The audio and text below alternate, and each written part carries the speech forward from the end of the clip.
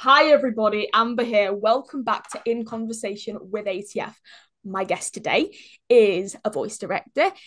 She was the assistant dialogue director to Susan Blu on a few Fred Wolf shows. So that could be, it can be Toxic Crusaders, Teenage Mhm. Mutant Ninja Turtles, and James Bond Jr. And also the movie The Wish That Changed Chris. Changed Chris. No, that's the wrong version. The film. No, not the film. Hold on a second. There was also Where's Waldo. I don't think that Sue and I ever did a film together. All right, The Wish That Changed Christmas. Okay, yes, we did. We did that, and Yes, then that's it. There we go. yeah, And where's Waldo? I didn't know you did Wells. yeah, I can't talk. What am I doing? assisted Oh, her. right. I was going to say because I didn't see any credit online for it, so I'm just taking what's on IMDb at the moment. My guest has also voice directed shows in Vancouver and British Columbia, so those shows could be. They can be. I need to stop saying could be. Damn it. Edgar and Ellen, League of Super Evil, Rated A for Awesome, Zeke's Pad, The Twisted Whiskers Show, Sabrina, Secrets of a Teenage Witch, Nina's World, and most recently, Luna Chip and Inky in the Festival of Wishes, and also some of the Bratz Babies specials as well. Oh, who's my guest? Series. I did quite a bit of Bratz. What did you say? I did the series as well. It Did started you do out, the series? yeah, it started out in Los Angeles with Oh, Charlie, who was amazing, and then it moved up here, and so then they hired me, and I did. I think I did a couple of seasons, and then quite a bit of their movies. right. Okay. Okay. Well, I wonder who my guest could be. It is the lovely Cindy Akers. Hello, Cindy. Hello there. Hi. Hey. Did I say your last name right? Is it Akers? Yep. Okay, okay, right, okay. I always have to double check when I'm pronouncing stuff, so if I get it wrong, please let me Yep. know, okay? It's Okay, all good, good. good. You Well, nailed thank you. So, how are you doing this afternoon? Doing lovely. I live in Canada, so it's bright and sunny and not raining, and I'm so a happy girl. Well, that's good It's to lovely hear. up here. That's good to hear. Yeah, definitely. Honestly, I don't really know where to start with your career because obviously, as I've said before, you've done a whole lot. Obviously, you've done work in America with Sue Blue, and you've done a lot of work up in Canada with a good few voice actors, some of which I have already had on my show. I'm trying to think who have I had on my show. A good few, and I'd love to get more. So I want to start off with how you got started as an assistant voice director. How did you meet Susan Blu? Kind of a funny story. I started out in commercial voiceover casting, and I worked at a place in Burbank, actually, called The Voice Caster, which was sort of the beginning of that concept of going to somebody and having them cast like you would on camera with voices. So, long story short, I had no experience, but they kind of had to train whoever came in. I didn't get paid a lot. The owner wasn't notorious for paying well because he sort of felt like you had the credit working there, which was an asset. Anyway, so I ended up moonlighting at night to make enough money to live on. And Sue Blue used to rent a studio from the facility and do her animation classes there at night. So I engineered her classes sometimes 2 and 3 times a week. Um, and I knew immediately that I wanted to do what she did. I just was absolutely in love with the thought of directing animation. So I put in a year to the day at the voice caster, and then Sue hired me to be her PA and what they called an assistant director. And she gave me my start. It was great. And I got to work on all kinds of wonderful things with her. Yeah, I was going to say because the shows are listed off, some of them were produced by, I believe, I'm just having a look at one of them now. Yeah, Murakami-Wolf-Swenson or Yes, Swenson. Turtles and Toxic Crusaders I and James Bond Jr. Yeah. Mm-hmm.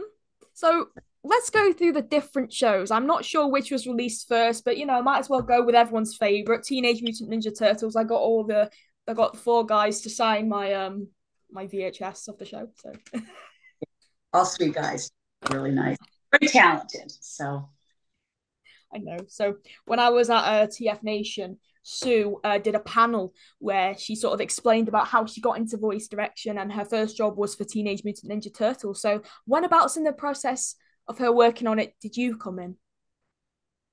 I started working with her in 1980. It was either 89 or 90. It's been a while, so I don't know.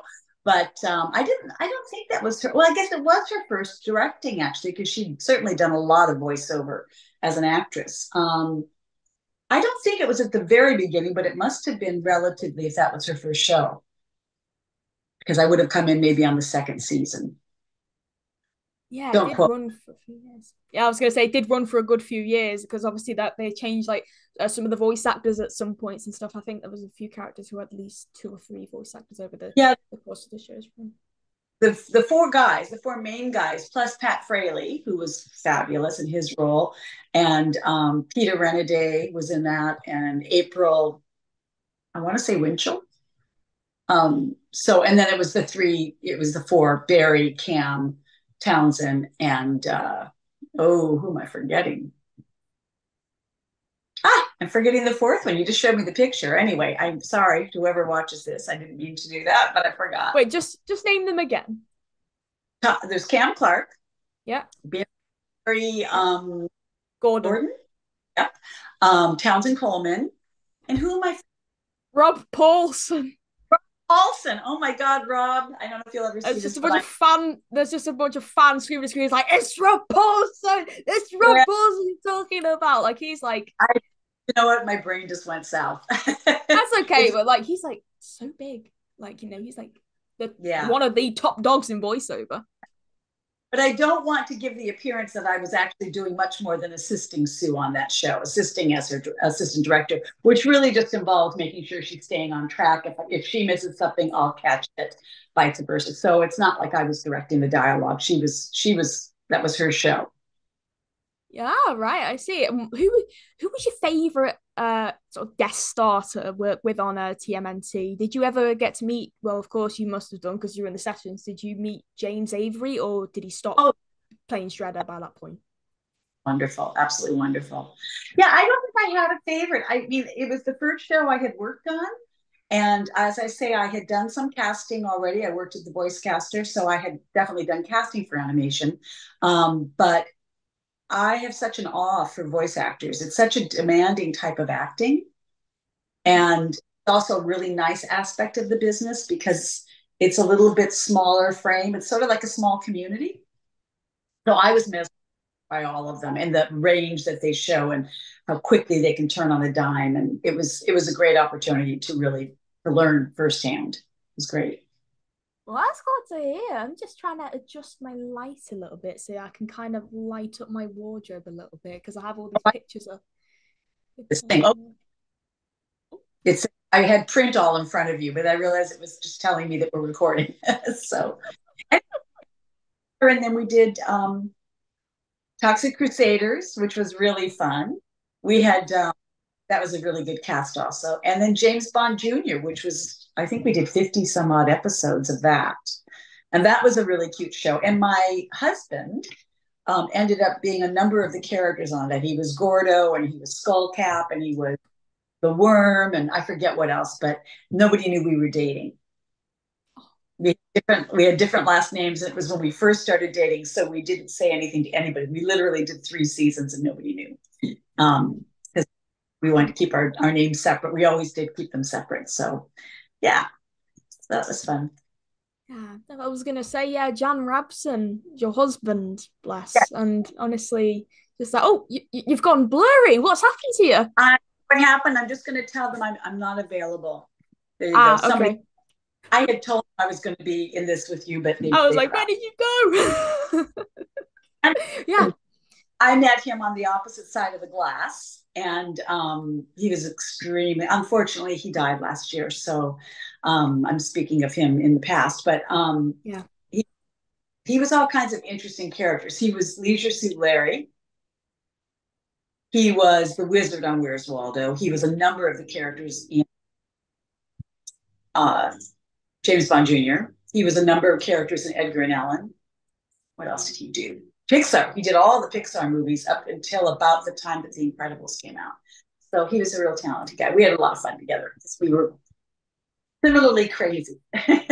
So Oh, well, I'm sorry for the loss of your husband, Cindy. He seemed like a wonderful man. And honestly, he would have been, it would have been lovely for you two to do an episode together on my show. It would have been lovely. Yeah. fun. Yeah, he was great. He had a great sense of humor, and he was a New Yorker, so he had that edge to him. And yeah, you would have liked him. You gone blurry again. Oh, I never have mind. done anything. Yeah, I There don't you know. go. Sometimes it just cuts in and out. I don't know. I think it's just because whatever the camera's picking up. But Yeah. oh no, you're gone blurry again. Oh, you're back. No, you're gone blurry again. Well, at least you know I'm versatile. We're losing you. No, I don't know why, because I'm not touching it. It's in the same place. I guess it just kind of thinks that sometimes it doesn't detect obviously the shape of you's there, and it just thinks, oh, you're just part of the wall now. I'm just going to cover you up. I There don't you go. know. Is It's that just weird how that works. Yeah, that's better. That's okay? better.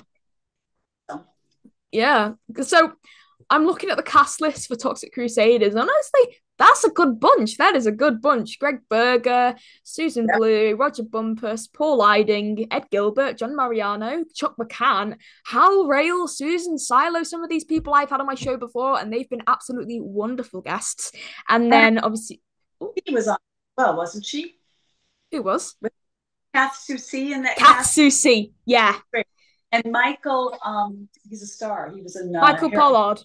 yes, he was funny. Oh my gosh, was he funny? Because he'd never done voiceover. And of course, he's got some character voice. But Sue and I had to keep reminding him not to rustle his papers and not to be doodling during somebody else's lines, because of course it picks up on the microphone, right? So he was Yeah. quite a character. Yeah, he was funny, but he was great in the part. Oh, that's wonderful to hear. Yeah, because obviously back then you all recorded ensemble and everything like that. And I've just found out that Toxic Crusaders was based on a film, The Toxic Avenger. Wow. Oh, I didn't know that either. I didn't know that either. Like I've literally just checked. How cool is that?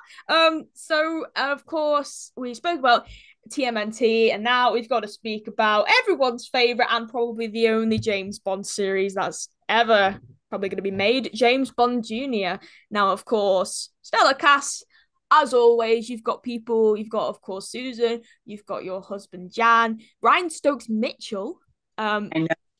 And we just knew him as Brian Mitchell at the time, and he couldn't have been sweeter. He was not a star. He was a working actor like everybody else. And then, of course, he went to New York, and the rest is history. But he was very sweet. He played Mr. Mitchell, actually. That was the name of the character. Yeah, That's so really cool. really enjoyed it. And the Broccoli family, who are the owners of the property of James Bond originating. I'm not sure if I'm getting that right, but they're attached. Anyway, they were there. They were very hands-on. They were also lovely. So it was a fun show to be on. Everybody was in the same. Everybody enjoyed it. Yeah, it was fun. Wow, yeah. And I was gonna say I tried to get Brian on my show, but his agent said he was too busy on Broadway. And I'm thinking, this guy's done all this voiceover and he's on Broadway now. I'm like, wow. Oh, Wow. he was also like on the cover as one of the, you know how they do those segments on every year for People magazine, the handsomest man. He was he rated as one of the most handsome men. So there you have it. Yeah, he's a Wow. really very sweet. My dogs are coming in the door. I hope they don't bark. It's okay. It's okay. I didn't hear you just then when you said about Brian is in he's a very Very sweet man. Very gracious, very nice, very talented, extremely talented. But when we worked with him, he hadn't gone to Broadway. He didn't have the fame that he has now. I Yeah. see. And of course I'm still going through the cast. Mona Marshall, Yeah. who's also been on my show. She did a lot of Pixar stuff too. She worked with the same team that my husband did. Yeah. Yeah. Yeah, and I believe that team, I believe Mickey McGowan was the woman who was behind that sort of ADR loop group. Yep. Yeah. Yeah. I mean, you mean the Pixar stuff? Yeah, yeah. And Illumination and Universal. What else? Disney. She was great. She gave them, and she was very loyal to the actors, and she stood up for them, and she kept them all. it was a good team, really good team. Very tough. Paul Eiding, Jess Arnell, who else? Just you name it, they were involved. It was good. Bill Farmer, Lorraine Newman, Bob Bergen. Yep. Yeah, a lot of people.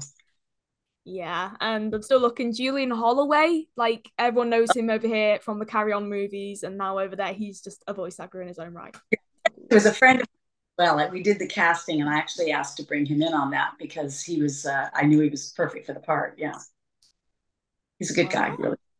Years, but he was to work with. Yeah, from what I've heard, he is really lovely. And he did an event over here, I think a few years ago, and I should have gone to meet him at the time. That would have been a really good thing. And Jeff Bennett, apparently this was his first This was ever. his. This was his first. He was brand new. Both Susie and I knew right away. Oh, watch out, And the rest is history. Yeah, he was great, but it was his first show. Ah, right, I see. And in the role of James Bond Jr., you had one of the legendary Disney stars, Corey Burton. Burton, yes, yeah, he was great. And it's funny. Somebody else was cast originally, and they knew on the first session. I'm saying this for anybody who's out there who does voiceover, if they're just starting out. They on the first session, it was pretty obvious it wasn't going to be the right fit. Oops, here they come. Here comes trouble. My dogs. And then we brought Corey was also on the list of people, and then we ended up bringing him in, and then that was it. It was history after that because he was perfect. Sorry, I have to. Oh, that's okay. That's okay. But yeah, honestly, just like I just hear all these American voice actors try and do a British accent. I'm like, wow, that's very interesting. It is like what I for some reason Brits always like to do Southern accents. I don't think I've ever had a British voiceover actor that didn't want to impress me with the Southern accent, and it always made me laugh because it just must be a popular one to do. I don't know. But and then you get people that are really good with accents. Some people, oh, what do you mean just English? Where do you want it to be from? Is it a London? Is it Liverpool? Is it Welsh? What is it? So they're very talented, these people, and they turn on a dime. You can give them an adjustment, and they're just boom. Which is why it's so competitive because people often think it's just the voice, and it's really about the acting. Yeah, definitely. Get these dogs out of here for 1 second. Come on, boys. That's okay. Okay, we're back. I don't know why I said it. I was like, okay, we're back. That sounded really weird. I mean, like every time, because I watched that James Bond Jr. series and like, just Americans trying to do British accents. As I said, it's interesting, but it's like they always tend to go for the sort of, posh, upper RP sort of English and stuff like that when there's multiple different elements of English. It's like there's Northern, there's Geordie, there's Welsh, there's Scouse, there's Manchester accent, there's a West Midlands accent. Then you've got like a Cornish accent and stuff like that. So it's quite varied. Well, the thing about James Bond Jr. though, you have to remember, he was going to a school that was all upper echelon elite families. So everybody involved in that would have had kind of an upscale British accent. You wouldn't have heard anything else except for the villains, but or the other characters. But yeah, so no, but I know what you're saying. We used to when we were casting commercially, they used to say we want a California Brit, which was somewhere closer to like an Australian sound because it had a little bit of a twang in it. But that was very popular, California Brit.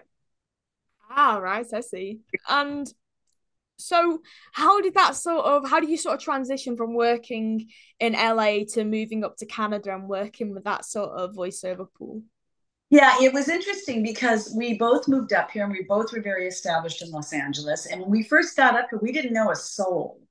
And we just had to start over. We had to knock on doors and submit our CV, and eventually we both caught on. Jan still worked a lot in LA because of Pixar and all of that, and Illumination and all those. But it took me maybe. Well, it didn't take long at all, actually, because I called, as I said, I called Sue to say I don't want to step on your toes. So who should I avoid?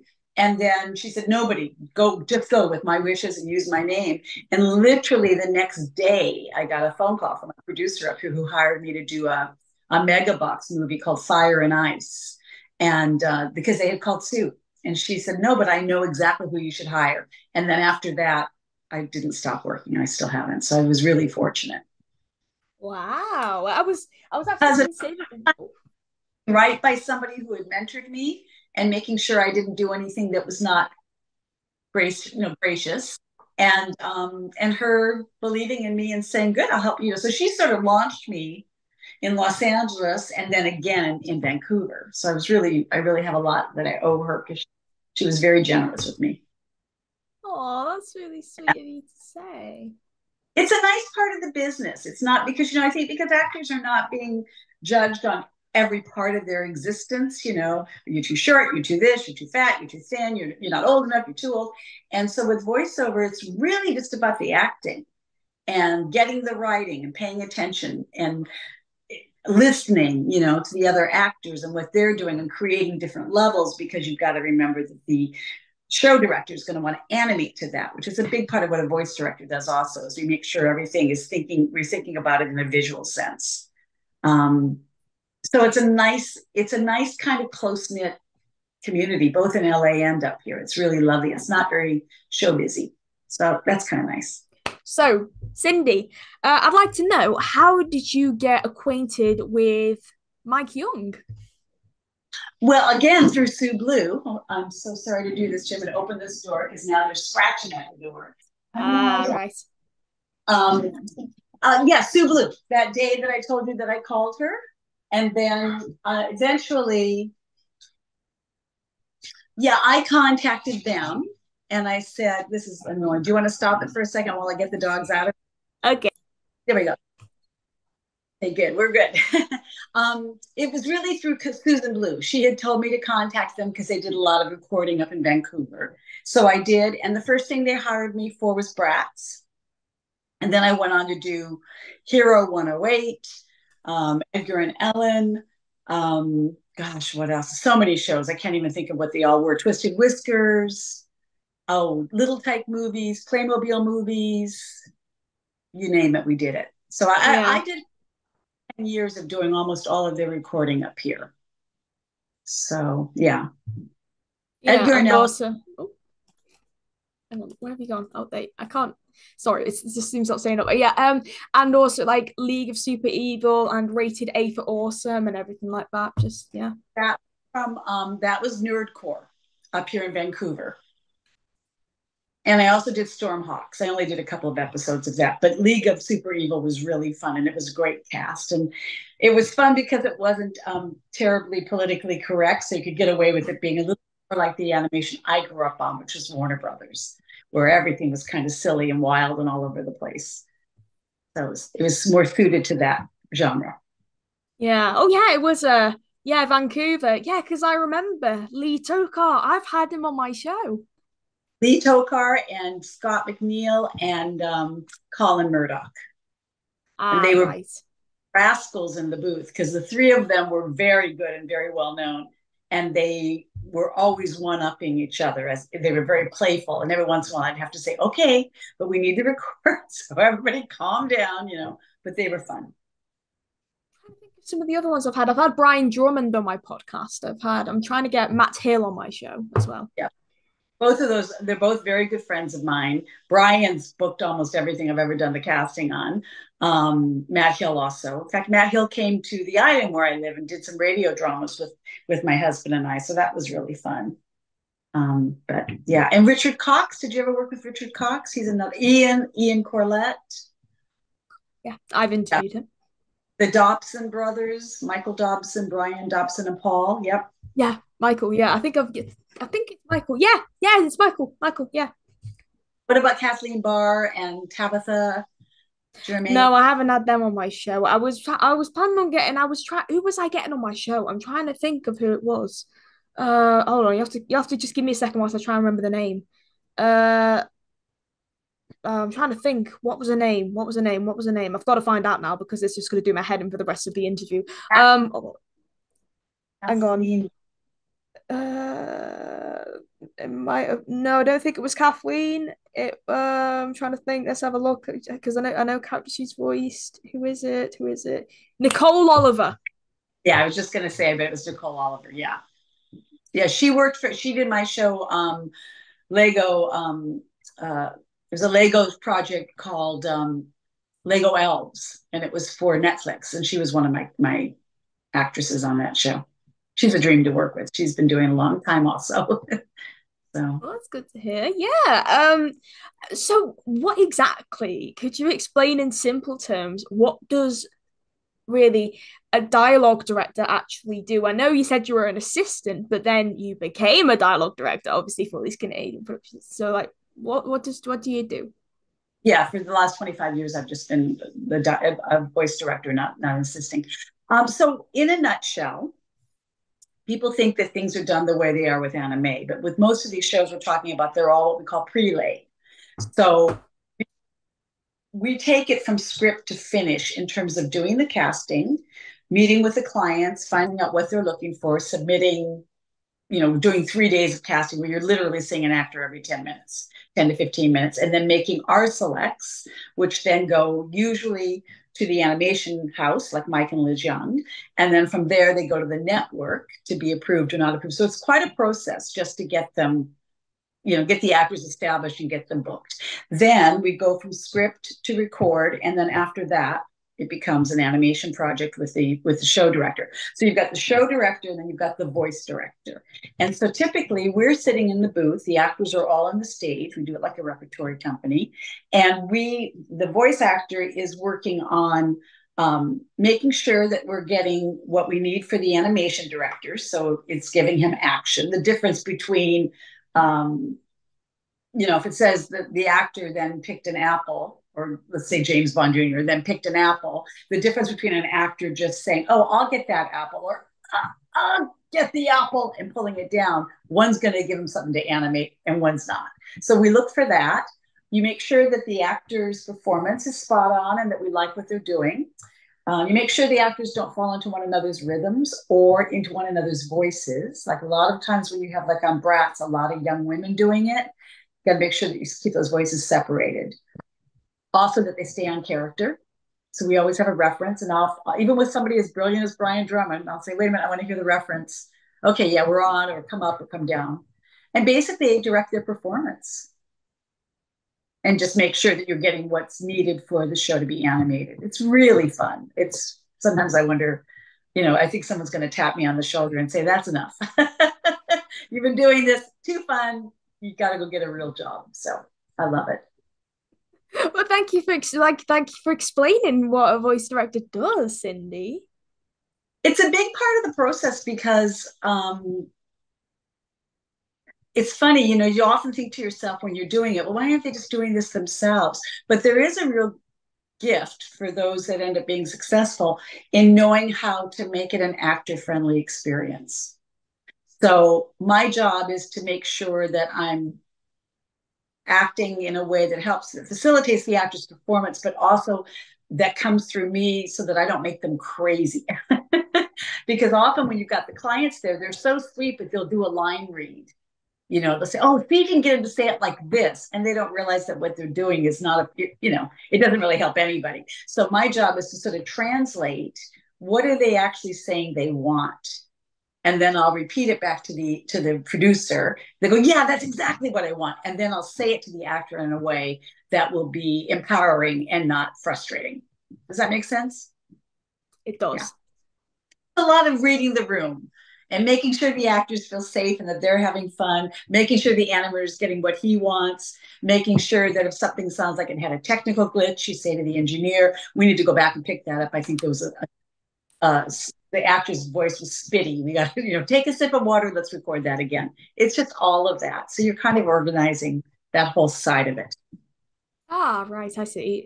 Did I ever ask you, like, what made you move up to Canada, or like, why did you move up to Canada? Was it to look for more work, or how did that come about?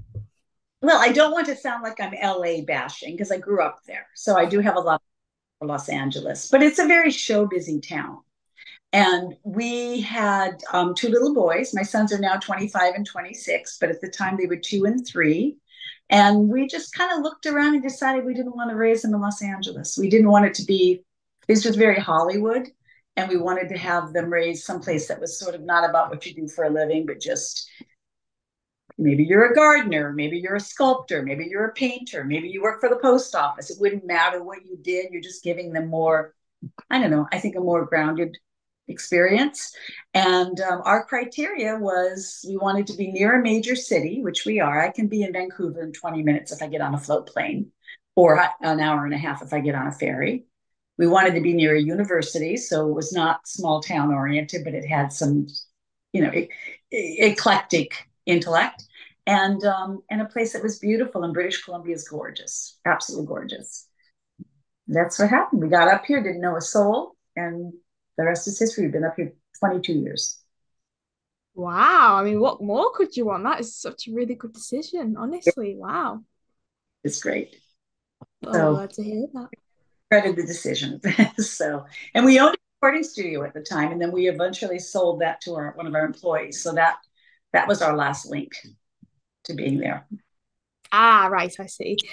Right, Cindy, I'm going to ask you a big question now, the big question of the interview. So it's a big question I ask people. It's maybe something I want to know, or my viewers want to know, or one of us wants to know. I don't know. But hey, I want to ask you, Cindy, the big question, which is if there is one celebrity you could work with, as in voice direct for a project, who would you pick and why? Well, I've already done it actually. Um, Last year I had, well, the last 3 or 4 years, I've had quite a few shows with celebrities on them. And Rita Moreno was one of my lead characters on Nina's World. Do you know who Rita Moreno is? You Yes. Google, I can't say enough about her. She was an absolute gem to work with, very smart when it came to understanding the animation process. She's very sassy, she's very funny, very inspiring. So I really loved working with her. I would say she's my favorite so far. I worked with Eva Longoria on Mother Up, and she was also really lovely. She was brand new to voiceover, so that was kind of interesting because I was also sort of teaching her. And I did a show called The Clangers with William Shatner, and that was a few years ago. The Clangers is a British show. We did it in the States. I love that show. If you ever Google it, have you ever seen it? Of course I did. I grew up with it. You grew up with it, right? So we redid it in the States, and William Shatner was the narrator. And they redid it again in the UK, and it was Michael Pollan. Yeah. Yeah. And I loved the show. And William Shatner kind of had a reputation for being a little difficult to work with, supposedly. I didn't have that problem. He was very sweet, very gracious, and his beautiful narration. It didn't go. I don't think Americans really understood the show. Yeah, it's more, thinged in the UK because we grew up with it. It was from the 60s and then rebooted it and stuff like that. But yeah, I grew up with the old version from the 60s, 70s, Yeah, whatever. so sweet. And all the knitting and all the movement and stop motion and all that. So I loved it. And I thought for sure it would be a big hit here in the States, but I don't think they quite understood it. Yeah, well, I think it's still airing. I don't know. I think it aired on, was it Sprout? I think it aired on over there, maybe. I don't know. I did Nina's World for Sprout, and I did Clangers. No, it wasn't Sprout. It was, well, it might have been Sprout. Yeah, it was NBC Universal. It was Sprout. The Ah, reason right. NBC Universal was Sprout, and then it became NBC Universal Kids, and I don't know what it is now. I think it's So, still the same. I don't know. I can't remember. but Right, well, say that again. Sorry, it got cut off. that was a lovely, lovely show, and it was just William Shatner. I didn't work with the cast, obviously, as you know, It was because just William Shatner. yeah, Yeah. yeah, I was lucky. Sweet. Wow, that's really good to hear, Cindy. Well, thank you so much for coming on my show and talking a little bit about your career and your life and everything like that. And honestly, also thank you for paying tribute to your husband, obviously, the late great Jan Rabson. Yes, thank you. Actually, he was also in Akira, right? He was in what? Akira. Akira. What is that? A TV show? No, Akira was a really famous Japanese anime. If you Google it, like a girl, everybody loved it. I'm not a huge anime person, but he was Tetsuo, I think is the name of the character. There were two different actors, and there was always a discussion about which was the better. You know, Ah, right. And Jan frequently got the votes, but yeah, so that's another little piece of trivia about him. So I didn't know that. Wow. Well, thank you for teaching me that and for coming on my show, Cindy. You've been a pleasure to talk to. thank you, you too. It's very nice to meet you. Very nice to meet you too. To you at home, thank you so much for watching this episode of In Conversation with ATF with the lovely Cindy Akers. Cindy, where can we find you online? Have you got a website? Have you got any social media pages? It's cindyakers.com, and Akers is Akers. Now, I must admit, I need to go to, I just realized recently that I haven't updated it in a long time. And I've got a number of shows that have happened in the last few years that aren't on there. So just know that when you look at it. I've got a really great show coming out, and I had to sign a non-disclosure agreement, so I can't say the name of it, but it's a preschool show, and it's one of I think one of my favorite things I've ever done. So I'll send you a text when it's launched, because it's on a major streamer, and it's their first children's show, and it's a big streaming company. So I can't say what it is, but I will let you know. It's really cute. And then I also did Coco Melon last year, but I did it for Spotify, and it was filmed. It was taped like a radio drama. Oh, So look wow. That's cool. on Spotify. Yeah, really cute for preschoolers. Yeah, definitely. Well, do at home again. Thank you so much for watching this episode. I hope you enjoyed it as much as I did filming it. So thank you for watching, and I hope you have a great rest of your day, whatever you're doing. All right, take care, everybody. Bye. And cut.